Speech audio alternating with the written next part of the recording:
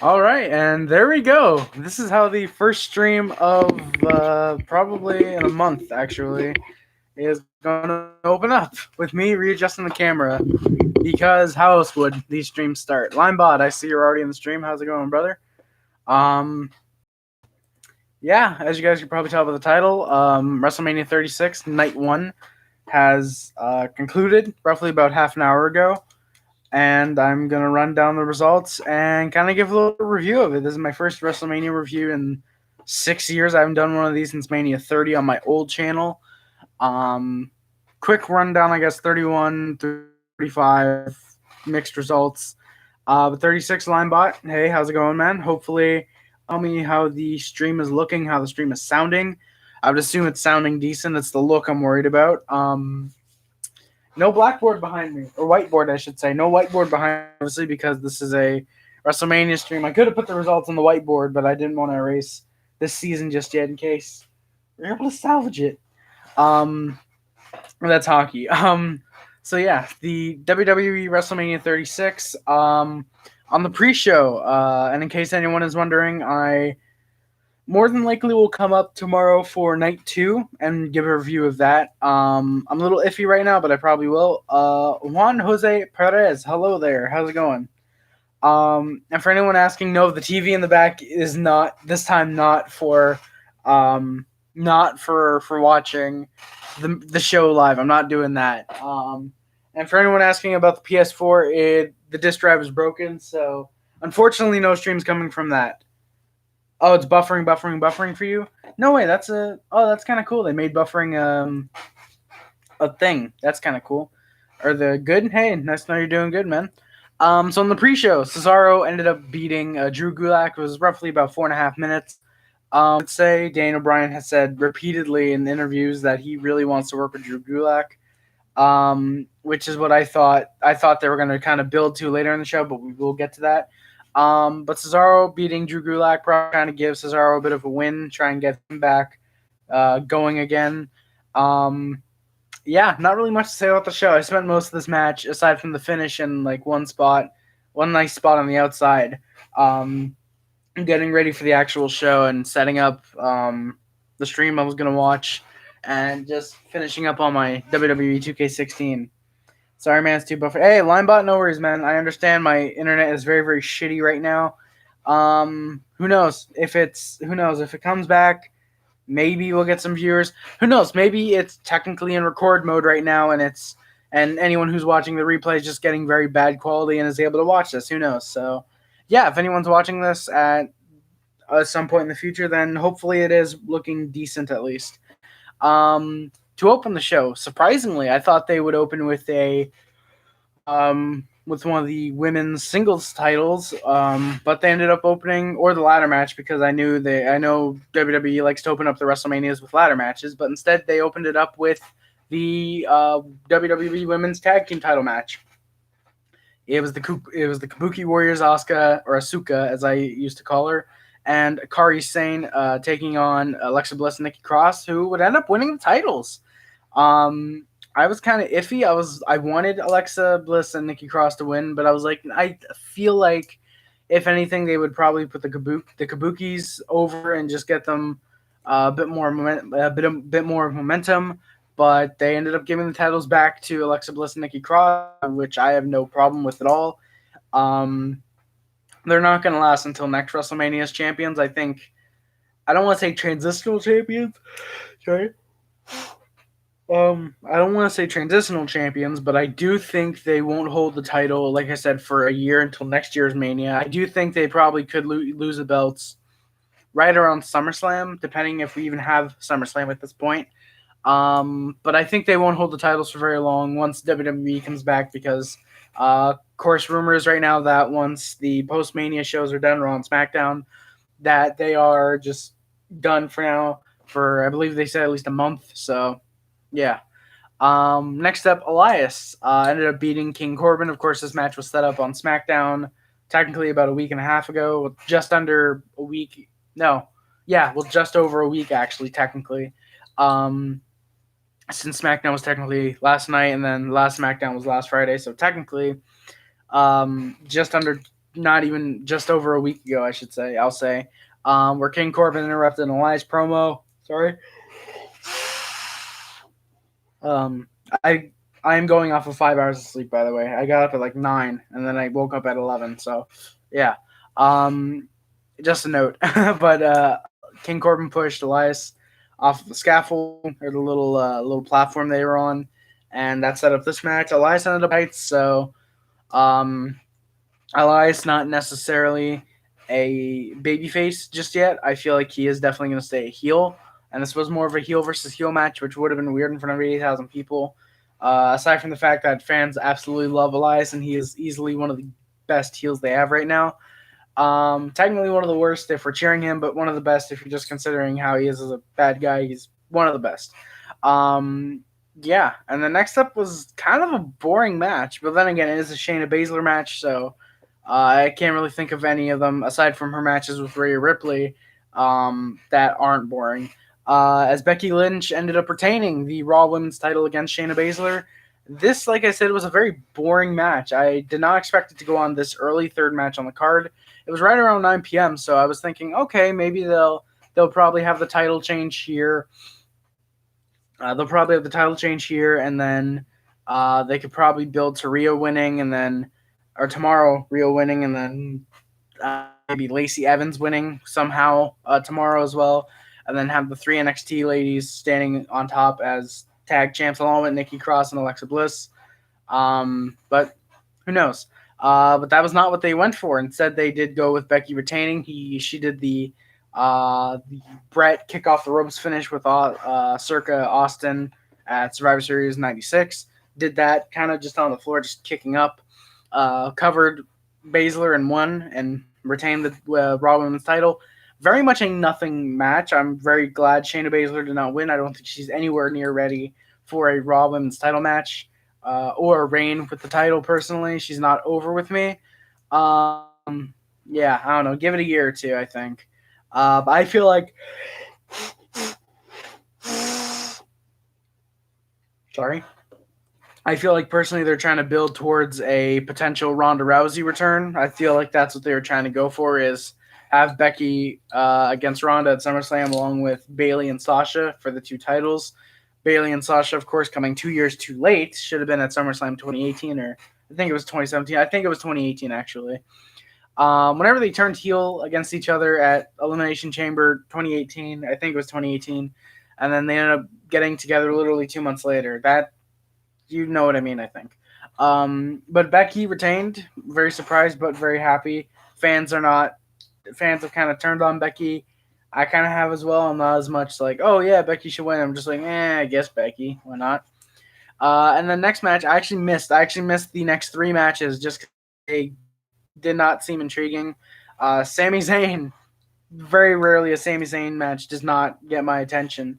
With Cesaro and Shinsuke Nakamura by his side, somehow Nakamura does not have an actual Mania match. I'm very surprised.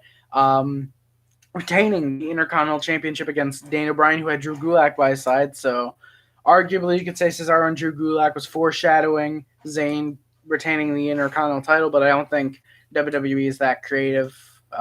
Yeah. Or is that smart to do that? I mean, this is coming from the same company who did fire 2 of their main executives whose ideas were to make WrestleMania free on the network. That rightfully so fired. But yeah, I saw a little bit of this match. I saw the finish. I believe Zayn pulled something dirty with, I think it was Shinsuke, to retain the title. That's what I'm going to assume. And yeah, I was very surprised Bryan did not win because I know Daniel Bryan said he was going to take a lot of time off, a significant amount of time off after Brie Bella has their second kid, just to spend more time with them. And me, along with fellow wrestling YouTuber Good Mike Work, I was going to wear the shirt that he sent me in a giveaway, or contest, I should say, but I can't find it. That's very weird. I can't find it. I'm really hoping I didn't lose it. But we both seem to agree that it should have been, for example, Daniel Bryan winning and then losing the title to Drew Gulak, what would be Tuesday on SmackDown. Obviously, this was all pre-taped. The last, I think, 2 weeks of events, and then next week's Raw and SmackDown, or this coming week's Raw and SmackDown. But yeah, I'm very surprised Daniel Bryan did not win the Intercontinental title and then drop it to Drew Gulak, but I am happy they seem to be sticking with Sami Zayn with the title, unless he somehow loses it on Tuesday to, say, Drew Gulak, and they just skip the Daniel Bryan step and have Drew beat him directly. Who knows? And then maybe he turns heel on Daniel Bryan. That could definitely be a possible scenario. But yeah. Next up was the tag team title match, the SmackDown tag team title match. It was John Morrison taking on Jimmy Uso and Kofi Kingston. This was, of course, supposed to be a triple threat tag team ladder match of John Morrison and The Miz against the Usos against the New Day. But as it turned out, The Miz kind of got sick. He got sick. There was concerns. They wrote him off of Mania, and instead they made it a regular triple threat ladder match. Therefore, Miz, once again, being selfish and robbing other talent out of Mania moments, that being Jey Uso and either Xavier Woods or Big E, probably both of them. I've never been a fan of The Miz. He's just really, really boring on the mic and heavily overrated. That's my hot take of the day. Yo, did the party already start that way? Hey, Spotlight Hockey, how's it going, brother? The party already started, unfortunately. Unfortunately, it did. 11 minutes without you, man. 11 minutes. But yeah. Also, if anyone wants to join the Discord, because I am going to post this link right away. If anyone wants to join the Discord that is in the chat right now, you can go ahead and do so in the link that I just put in the chat, the live chat, I should say. Yeah, join the Discord. It's pretty awesome. I put a notification there every time I want to, every time I go live, every time I post a video. By the way, apologies about the boxes, guys. I'm moving in the next probably 3 months. Not the most ideal time, but we're kind of forced to. But yeah, we're kind of forced to move right now. But yeah. So this setup will not be the same come probably July. I love the face. Love the face, man. I don't know why. The Lenny face. Love the Lenny face, brother. But yeah, John Morrison retained. From what I heard, it was a pretty good matchup. Apparently, Kofi took a really sick bump on the outside, as he seems to always want to try and kill himself on the... Oh, yeah, and I actually forgot. Rob Gronkowski, Mojo Riley were the hosts for the show, which... I don't see how people would want to tune into that, but I digress. So Rob Gronkowski and Mojo hosted the show, interjecting every roughly 3 or so matches, every 2 to 3 matches. I am not a fan of Mojo Riley. Rob Gronkowski I can at least tolerate because he is from the New England Patriots, the best team in the NFL. R-Truth interjected, I want to say right before the John Morrison match, actually. With the 24/7/11 European light heavyweight European television championship. I know R-Truth called it something like that. R-Truth is just heavily underrated. Love R-Truth. He's always really funny. Would end up dropping the title to Mojo Rawley. So it seems like they're going to try and build this out. I would assume into day 2. And slight spoilers for day 2 if anyone does not want to hear that. Mute until I go like this. That should be enough time. Spoiler right now apparently is that Mojo or Rob Gronkowski is supposed to do something big during WrestleMania. It was rumored to be this, but I'm going to assume it's something more. I assume they're going to do something where Rob wins the 24/7 title, maybe drops it right back to Mojo, who drops it to R-Truth. Who knows? There's something big rumored for Gronkowski Mania, so who knows? And there you go. If you muted yourself, like I asked, you can unmute yourself now. But yeah. So Morrison retained the SmackDown Tag Team title. I would have been a fan of Kofi Kingston winning it. Not a fan of the New Day. I think they're heavily overrated. Their run should have ended in 2018. Big E should have turned heel by then. I don't know. At this point, I feel like maybe they'll somehow retire as a group altogether, which I would not be a big fan of. But yeah, John Morrison, fan of his. And it's kind of funny, sorry.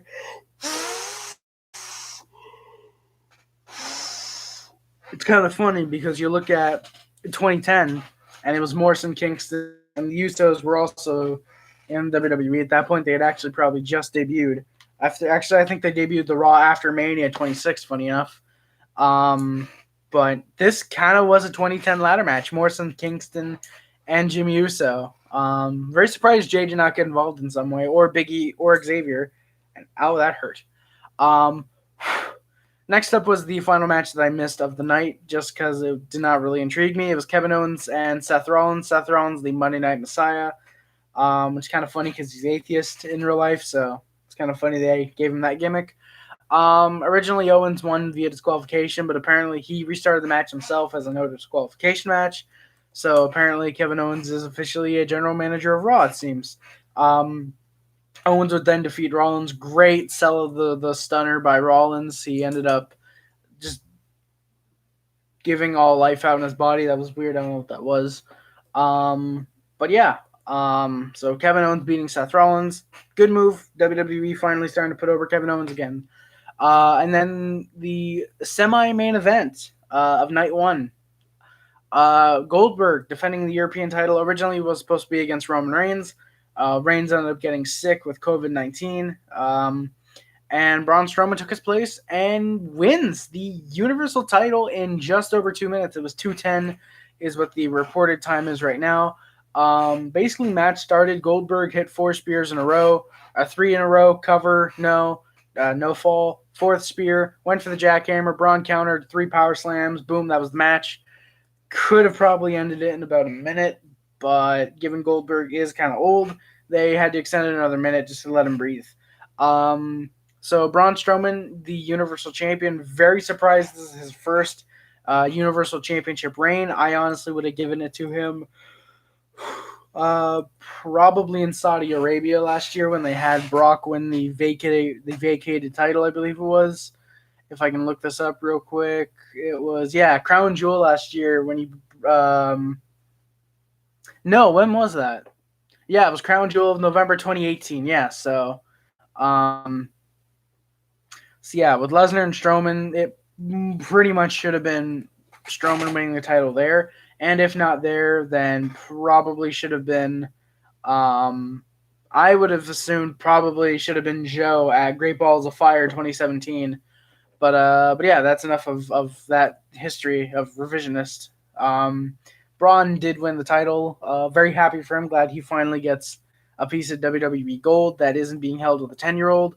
And that sounded much more wrong. I got murder on my mind. I got murder on my mind. Oh, I feel like I know that line. I feel like I know that line, Spotlight. I'm totally not looking this up. Totally not looking this up.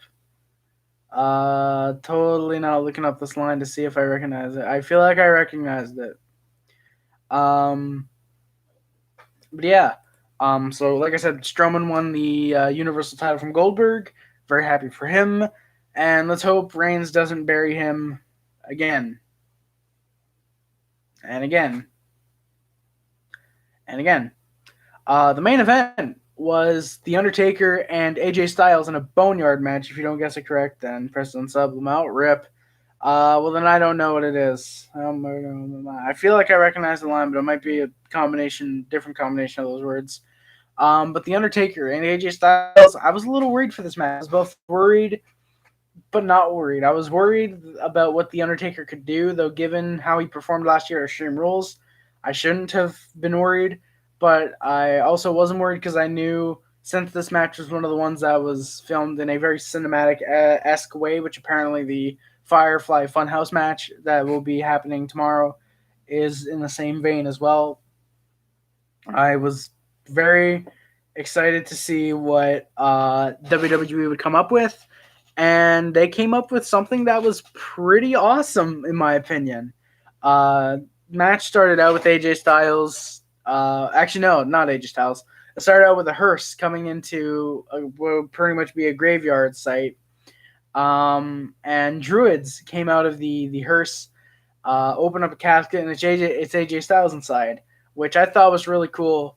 And then you hear Metallica. Kill Them All. I think it was Kill Them All by Metallica. And I was like, holy shit, there's no way they're going with this.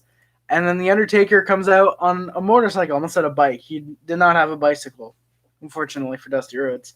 But he came out on a motorcycle. He came out as the American Badass. Unfortunately, no Kid Rock or Limp Bizkit, which is the first time I've ever said that I missed hearing Limp Bizkit or Kid Rock. Oh, Limp Bizkit. Kid Rock's fine. But the match was kind of all over the place in the sense that Taker dominated the opening segment of the match. Styles got the upper hand. The Good Brothers got involved. Surprisingly, no Kane or Michelle McCool. A lot of people were saying that Taker, and actually Taker himself said in a promo this past Monday on Raw, he was going to have backup. And unless I missed it, there was no backup. There was no backup for The Undertaker in this match, which, like I said, I was very surprised by, given he said that in his promo this past Monday, and they were kind of hyping this up like, oh, who could be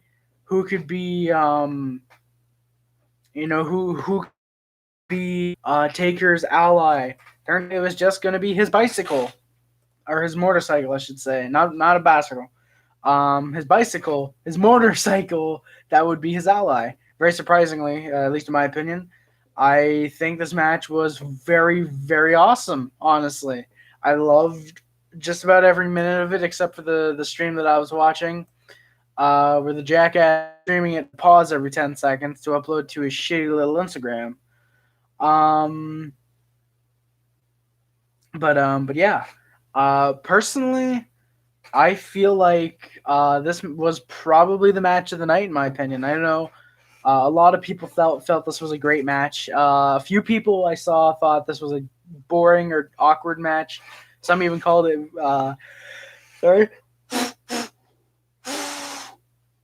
Some even called it called it one of the worst matches of the year so far, which I was very, very surprised. Matter of fact, a poll on Sportsnet that I'm looking at now has the Taker Styles match winning match of the night thus far, 74.3%. So, yeah, and I'm pretty sure with and the Styles and Taker match, 59.8% have rated it 5 stars. So, I'm very surprised it is getting that much praise, but I kind of can't fault people for rating it 5 stars. It was not as good as any of the Matt Hardy broken Matt Hardy stuff, such as the final deletion or the absolute deletion. I think it was the second one was called, I think. But this was still very good in its own regard, and it didn't need to be cheesy and over the top like those were. Cheesy in a good way, of course. This kind of had the essence of not a real life beatdown, but in a sense, it was like, holy shit, what am I watching? In a good way, of course. It was really, really cool seeing Taker and Styles going at it. Kane versus Undertaker, who would win? I was actually I did not know, Spotlight, that you were a fan of the WWE. Who would win? Taker, 100%. Taker would always win. But yeah, very, very, very excited. Very, very excited that Biker Taker was back. They were even a lot of fans I saw on Twitter were going nuts that Biker Taker was back, American Badass Taker. And overall, it was a match. Taker up winning after minutes of action, which seems like a long time, but it honestly felt like 10 to me.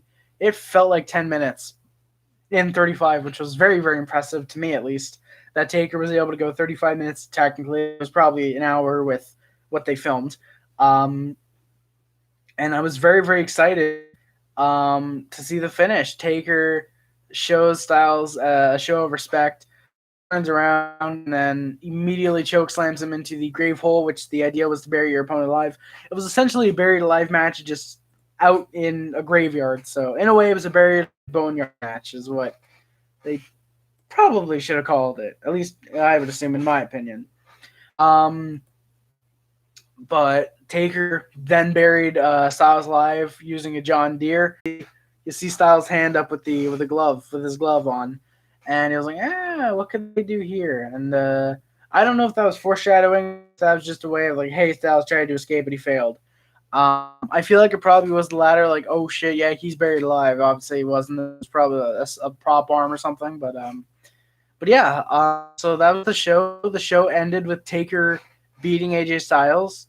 Um, that was I can't even say it's the greatest Mania because it hasn't even concluded yet. Maybe all matches tomorrow are somehow 5-star matches, though. Given we have Naomi in the match tomorrow, I highly doubt that. And given we kind of have a tag team title match with 4 rookies, I am not going to be happy with that. Kane was your favorite in WWE? Oh, excuse me, or bless me, I think I mean. But yeah, so if I had to rank every match, which I am going to do now, I just want to recap the show. Cesaro and Drew Gulak, from what I saw, I'll give it 2 out of 5. Alexa Bliss and Nikki Cross against the Kabukis. The Kabuki Warriors. I will give a 3 out of 5. Elias and King Corbin, I'll give a 1.5 out of 5. It was kind of boring. Becky and Shayna, I'll give a 1. I'll give a 1.5 as well. Sane and Daniel Bryan, I couldn't give a star rating. Neither with Morrison, Uso, and Kingston, or Owens and Rollins, because I didn't see those matches, so it would be unfair for me to rate those. Braun and Goldberg, I'm going to give a star on that just because it was boring. And Taker and Styles, I'm going to go 4.5 stars personally. So overall, that was a good Mania. Night 1, I should say. Night 2, of course, is going to feature on the pre-show Liv Morgan against Natalya, which I'm excited for. Liv Morgan finally get her WrestleMania moment that she's been needing. Rhea Ripley defending the NXT Women's title against Charlotte Flair, which I'm going to be excited for. Brock Lesnar defending the WWE against Drew McIntyre. John Cena versus The Fiend Bray Wyatt in a Firefly Funhouse match. Becky, Lacey Evans, Naomi, Sasha Banks, and Tamina in a 5-way elimination match for the SmackDown Women's title.